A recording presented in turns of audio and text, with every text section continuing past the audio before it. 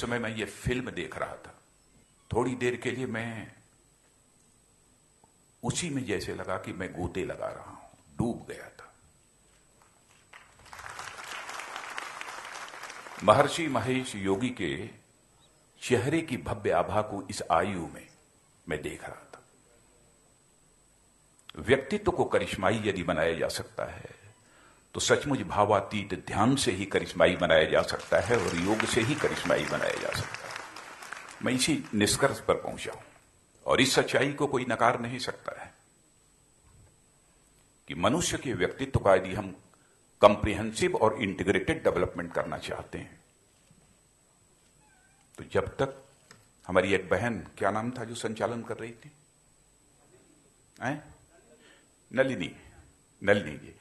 नलिनी जी, उन्होंने तन, मन, बुद्धि, आत्मा 4 की बात की है और यह कहा है कि यह योग अथवा ध्यान तन, मन, बुद्धि, आत्मा इन चारों को जोड़ने का काम करता है। इसका मतलब यह होता है जो योग तन, मन, बुद्धि, आत्मा इन चारों को जोड़ने का काम करता है, परस्पर समन्वय बैठाने का काम करता है, म्यूचुअल कोऑर्डिनेशन करता है इनके बीच, तो निश्चित रूप से वह योग जब इनको जोड़ता है तो मनुष्य के व्यक्तित्व का भी वह एक समग्र एवं समेकित यानी कॉम्प्रिहेंसिव और इंटीग्रेटेड डेवलपमेंट करने में निश्चित रूप से कामयाब होगा। मैंने 4 चीजों की 4 बातें कही हैं, तन, मन, बुद्धि, आत्मा।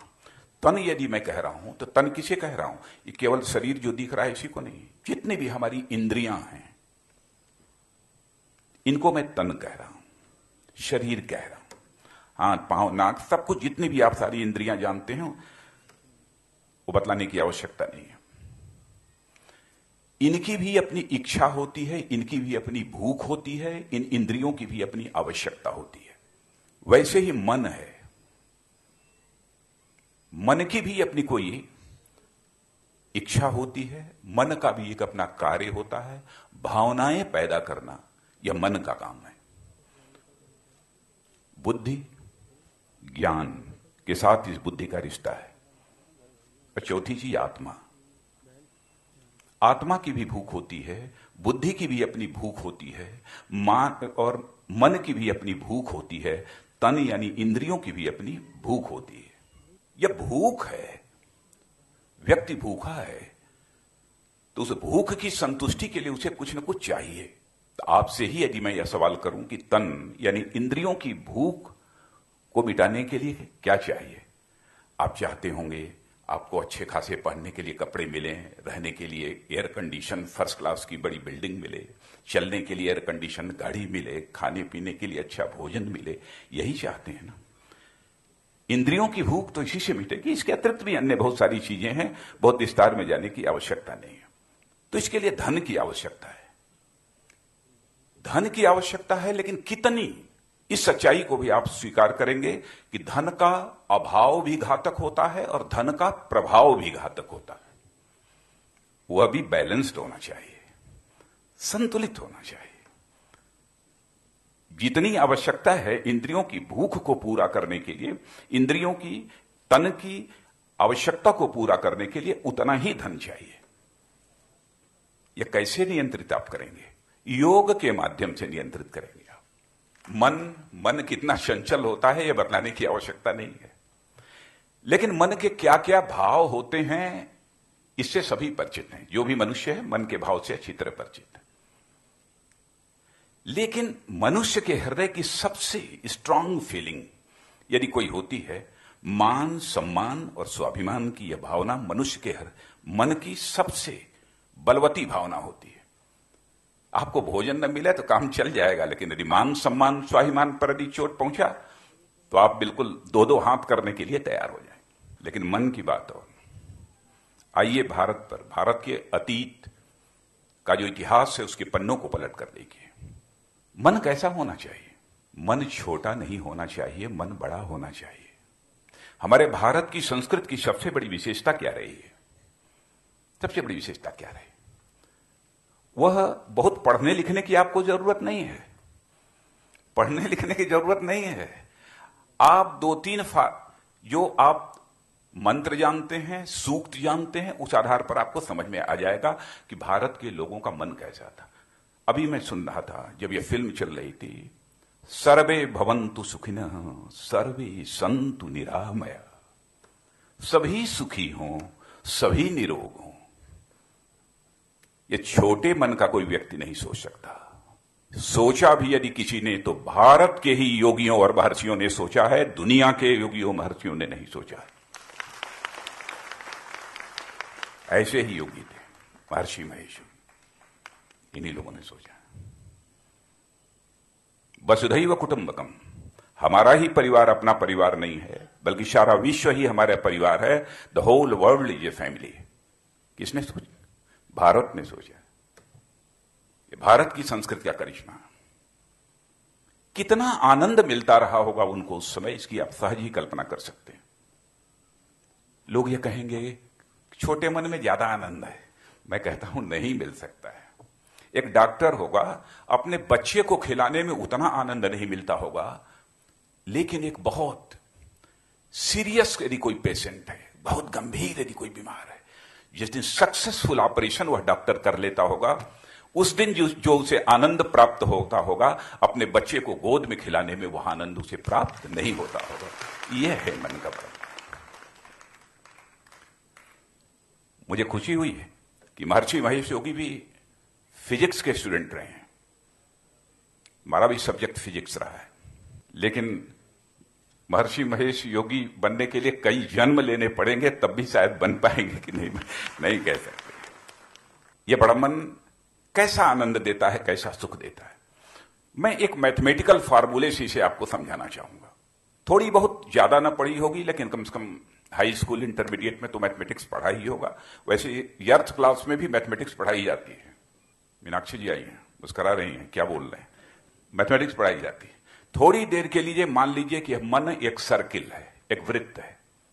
थोड़ी देर के लिए मान लीजिए सर्किल का वृत्त यानी सर्कुम्फरेंस,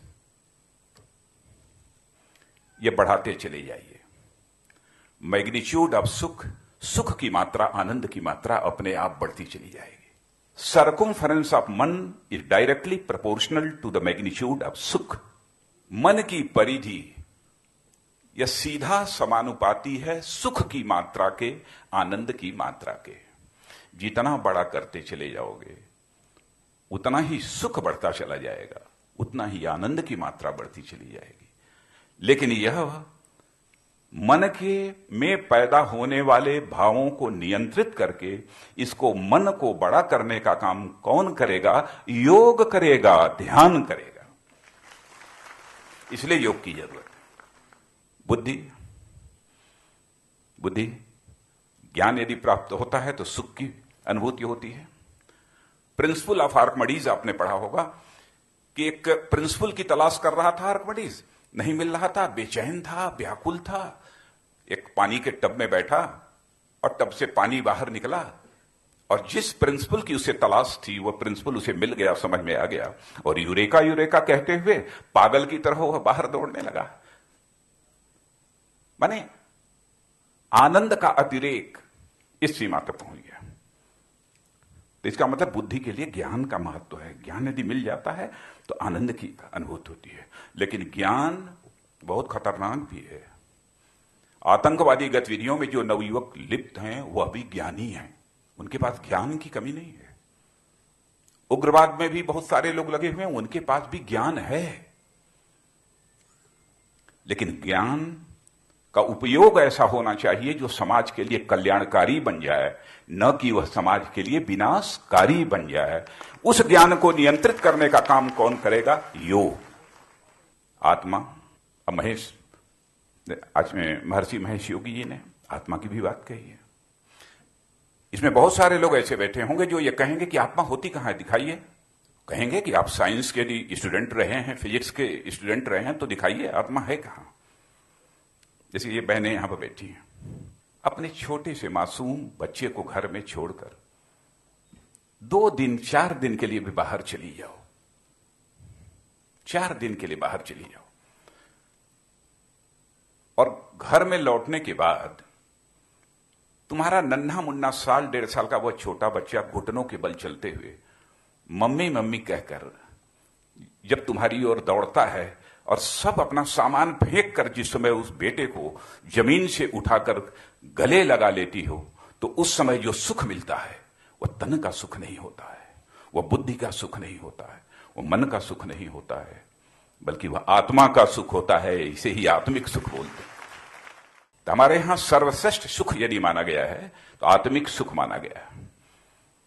इसीलिए हमारे देश के ऋषियों ने सर्वे भवन्तु सुखिनः सर्वे सन्तु निरामया वसुधैव कुटुंबकम, the whole world is a family. कृण्वन्तो विश्वमार्यम, हम केवल खुद ही आर्य नहीं बनना चाहते हैं, सारे विश्व को आर्य बनाना चाहते हैं। तो इन चारों चीजों का कंप्रिहेंसिव और इंटीग्रेटेड डेवलपमेंट यदि हो सकता है तो योग के माध्यम से हो सकता है, और कोई चारा नहीं। तकलीफ होती है उस समय जब योग और ध्यान जैसे विषयों को लेकर इस देश में अथवा दुनिया में कोई विवाद खड़ा करने की कोशिश करता है। उनसे हमें कोई नाराजगी नहीं है, बहुत प्रेम से उनको समझाने की जरूरत है। और मैं तो सचमुच अपने प्रधानमंत्री, भारत के प्रधानमंत्री आदरणीय नरेंद्र मोदी जी को मैं बधाई देना चाहता हूं कि स्वतंत्र भारत के इतिहास में पहली बार सारे विश्व को भारत का एक महत्वपूर्ण उपहार देने में कामयाबी हासिल की है, तो आज के प्रधानमंत्री श्री नरेंद्र मोदी जी ने हासिल की। विश्व का भारत का सबसे बड़ा उपहार जो विश्व को हम लोगों ने दिया है वह योग, अंतर्राष्ट्रीय योग दिवस 21 को मनाने जा रहे हैं। यह सच कहा उन्होंने। लंबे अरसे से हमारे ऋषियों महर्षियों ने, महर्षि महेश योगी जैसे लोगों ने, बहुत सारे लोगों ने जीवन खपा दिया, सहजता के साथ उसे मान्यता मिल गई है। 191 देशों में योग के कार्यक्रम कल के दिन होंगे। कभी हम कहते थे भारत विश्व गुरु बनेगा, मुझे लगता है कि भारत को विश्व गुरु के पद पर आसीन होने का सिलसिला प्रारंभ हो चुका है। मैं तो आपको बहुत सारी बातें, जब इस प्रकार के फोरम पर विचार व्यक्त करने के लिए खड़ा होता हूं तो सचमुच मैं कुछ रोमांचित भी रहता हूं। बहुत सारे, फिजिक्स हो, मैथमेटिक्स हो, केमिस्ट्री हो, एस्ट्रोनॉमी हो, कोई भी बहुत सारे सब्जेक्ट हैं। जो ज्ञान भारत के पास है ढूंढते रह जाइए, दुनिया में नहीं मिलेगा। बहुत लोग, मैं तो कुछ फार्मूले भी बतला सकता हूं लेकिन हमारी प्लेन छूट जाएगी। और यह भी बात आप ध्यान में आपके होगी, बौद्ध धर्म के बाद विश्व में सर्वाधिक यदि मान्यता प्राप्त हो रही है तो योग को प्राप्त हो रही है। और कुछ यदि याद हो तो आप बतलाइएगा मुझे, तो अपनी गलती सुधार लूंगा मैं। यह कोई छोटी उपलब्धि नहीं है, बहुत बड़ी उपलब्धि है। और इस पर विवाद, योग का मतलब ही होता है कि जोड़ना। विवाद कैसे हो सकता है? हमारे यहां कहा जाता है, हम लोग गांव में पढ़ते थे, बहुत सामान्य परिवार का मैं हूं, कोई बहुत साधारण परिवार का। हम लोग जमीन पर बैठकर प्राइमरी स्कूल की पढ़ाई हम लोगों ने की है, जमीन पर बैठकर। और आपको सच बतला दूं, कक्षा 3-4 तक तो बैठने के लिए टाट फट्टे भी उस समय स्कूल में नहीं उपलब्ध थे, धूल में बैठकर पढ़ाई की। और मैं जानता हूं कि थोड़ा सा मैं इमोशनल हो गया था। इस सबसे बड़ा उपहार तो विश्व के लिए भी मानता हूं, लेकिन यह योग जो है व्यक्ति और व्यक्ति को तोड़ता नहीं है, व्यक्ति को व्यक्ति से अलग नहीं करता है, समाज को समाज से अलग नहीं करता है, धर्म से धर्म को अलग नहीं करता है, पंथ से पंथ को अलग नहीं करता है, संस्कृति से दूसरी संस्कृतियों से अलग नहीं करता है, बल्कि धर्म से धर्म को जोड़ता है, समाज से समाज को जोड़ता है, संस्कृति से संस्कृतियों को जोड़ता है, व्यक्ति से व्यक्तियों को जोड़ता है। यह है योग का करिश्मा।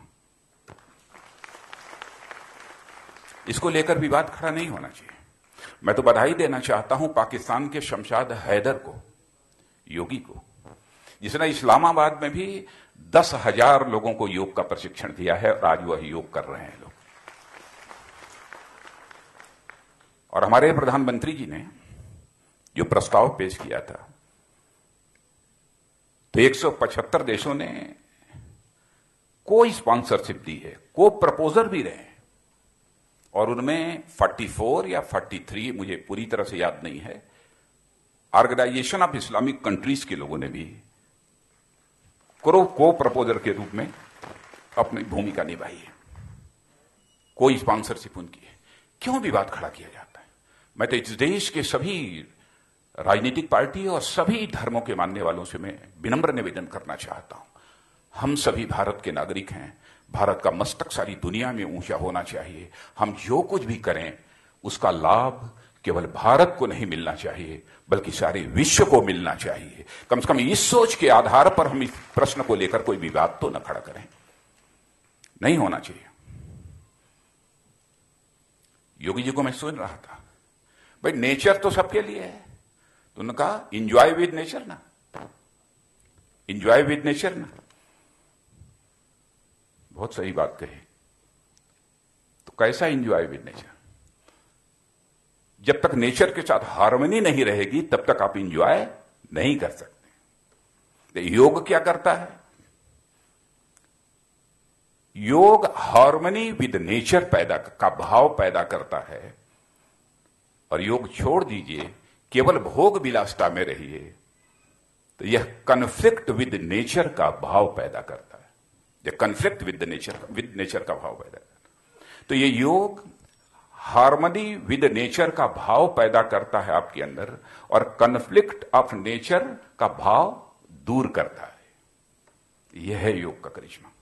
और भारत की संस्कृति हम सबकी है, कोई किसी जाति का हो, किसी पंथ का हो, किसी मजहब का हो, किसी धर्म का हो।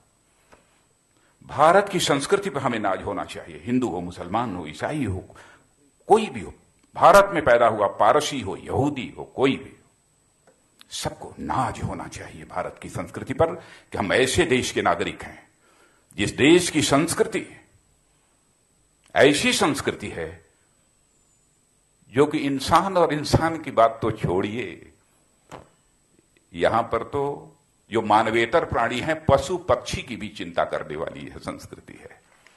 और सब तो सब, जिस काले सर्प को काट लेने के बाद मरने की पक्की गारंटी होती है, उस सर्प को भी नाग पंचमी के दिन गाय का शुद्ध दूध पिलाकर उसके भी दीर्घजीवी होने की कामना करने वाली संस्कृति है। मत करिए, इसमें जहर मत घोलिए, विष मत डालिए। समझिए भारत की संस्कृति। भारत की संस्कृति कभी कम्युनल नहीं हो सकती है मेरे दोस्तों, कभी कम्युनल नहीं हो सकती है। जो सच्चा भारत की सांस्कृतिक मूल्यों में विश्वास करता है, दुनिया का इकलौता देश है। संसद में भी मैंने कहा था, आज उस बात को दोहराना चाहता हूं। भारत का अकेला देश है। इस्लाम के 72 फिरके होते हैं। इस्लामिक कंट्रीज में भी इस्लाम के 72 फिरके नहीं पाए जाते हैं तो केवल और केवल भारत में पाए जाते हैं, और दुनिया के किसी इस्लामिक देश में भी नहीं पाए जाते। क्रिश्चियनिटी का जहां तक सवाल है, ईसाई धर्म का जहां तक सवाल है, दुनिया में पहला चर्च यदि बना है तो लगभग 2000 वर्ष पहले भारत के केरल में बना है। ईरान से जब पारसी भटक रहे थे, दुनिया में भले ही उन्हें सम्मान न मिला हो, आज वह पारसी समाज का इतिहास इस बात का साक्षी है, सर्वाधिक सम्मान पारसी समाज को यदि कहीं मिला है तो भारत में मिला है। यह है भारत की संस्कृति की विशेषता। यहूदी, इजराइल तो है, अब तो अस्तित्व में है कई वर्षों से। जाकर देखिए इतिहास, इजराइल के इतिहास के पन्नों को पलट कर देखिए, लिखा है दुनिया में जब हम लोग खदेड़े गए थे और सैकड़ों वर्ष तक दर दर की ठोकर खा रहे थे, तो सर्वाधिक प्यार और मोहब्बत का इजहार यदि दुनिया के किसी देश ने किया है तो भारत ने किया है। यह है भारत की संस्कृति का करिश्मा। मैं सभी मित्रों से कहना चाहता हूं, सभी राजनीतिक पार्टियों से भी अपील करना चाहता हूं, भारत की संस्कृति को हम समझें। हमारी जाति, पंथ, धर्म, मजहब सब अलग अलग हो सकते हैं, हमारी आस्था यदि होनी चाहिए तो इस भारत की संस्कृति के प्रति होनी चाहिए, क्योंकि हमारी ये भारत की संस्कृति जोड़ने वाली है, योग की है। योग और योग और आयुर्वेद। हमारे वैद्य जी बैठे हैं, मैंने भी वैद्य जी को कहा मैं आपका ही अब इलाज कराऊंगा। जानते हैं, एक बहुत बड़ी कॉलमिस्ट हैं न्यूयॉर्क की, नाम सुना होगा, उन्होंने 2009 में लिखा था, लीजा मीलर नाम है। उन्होंने केवल उनके सेंटेंस पर मत जाइएगा, उसके भाव को समझने की कोशिश करिएगा। योगा, आयुर्वेद, ऑर्गेनिक फार्मिंग, सिद्धा, इन सब सारी चीजों के प्रति विश्व में जो आकर्षण पैदा हो रहा है, ये जो विश्व में आकर्षण, लगभग 2.5 करोड़ से ज्यादा लोग यूएसए में हैं। और आपको मैं जानकारी देना चाहता हूं कि 2-3 दिन पहले अभी यूएस कांग्रेस ने भी सर्वसम्मत इंटरनेशनल योगा डे मनाने के बारे में प्रस्ताव पारित किया है, वहां की संसद ने, यूएस कांग्रेस ने। तो लीजा मिलर ने लिखा है कि योग का, आयुर्वेद का, ऑर्गेनिक फार्मिंग का जैसे प्रभाव सारी दुनिया में बढ़ता जा रहा है, उस आधार पर मुझे लगता है it seems that we all are becoming Hindu. माने हिंदू का मतलब ये मत समझिएगा कि हिंदू का मतलब सामान्यतः बाहर के लोग इंडियन को कहते हैं। इंडियन को कुछ लोग बोलते हैं, सभी लोग नहीं बोलते, कुछ लोग बोलते हैं। माने उसका अर्थ यह लगाया जाना चाहिए, it seems that we all are becoming Indian. और बहनों भाइयों, सचमुच हमको अपने प्रधानमंत्री जी को बधाई देनी चाहिए। उनकी एब्सेंस में मैं कहूंगा कि एक बार जो उन्होंने विश्व को भारत का सबसे बड़ा उपहार दिया है, योग का अंतर्राष्ट्रीय योगा दिवस के रूप में, उसके संबंध में एक बार तालियां बजाकर उनका अभिनंदन किया जाना चाहिए। मैं इस अवसर पर इससे ज्यादा कुछ न कहते हुए, और महर्षि महेश योगी जी के फाउंडेशन का जो कंट्रीब्यूशन है, उसका जो योगदान है, मेरे पास शब्द नहीं है कि उनकी मैं सराहना करूं। भारत की संस्कृत को समृद्धशाली बनाने में जो भी उनका कंट्रीब्यूशन है, उसकी शब्दों में उसका वर्णन नहीं किया जा सकता। यह सच है, यह जीवन नश्वर है, जो आया है उसे जाना है, वह नहीं है हमारे बीच। लेकिन फिर भी उनकी स्मृतियां आज भी हमें बराबर प्रेरणा देती रहेंगी, बराबर प्रेरणा देती रहेंगी। इसलिए मैं हृदय की गहराइयों से उनके प्रति आदर की ही नहीं, सम्मान की ही नहीं, बल्कि श्रद्धा की अभिव्यक्ति करते हुए अपना निवेदन समाप्त करता हूं। आप सबको बहुत बहुत इस महान पर्व के प्रारंभ के समय ये सिर्फ और सिर्फ मानव कल्याण का कार्यक्रम है, तनाव मुक्त विश्व का कार्यक्रम है, प्रेम, शांति और एकता, सद्भावना का संदेश पहुंचाने का कार्यक्रम है, और जिसे जीवन में उतारने का कार्यक्रम है। मैं इस कार्यक्रम के लिए हृदय से बहुत बहुत शुभकामनाएं देता हूं। और आज पूरे हिंदुस्तान में हर गली मोहल्ले में जो योग का माहौल बना है,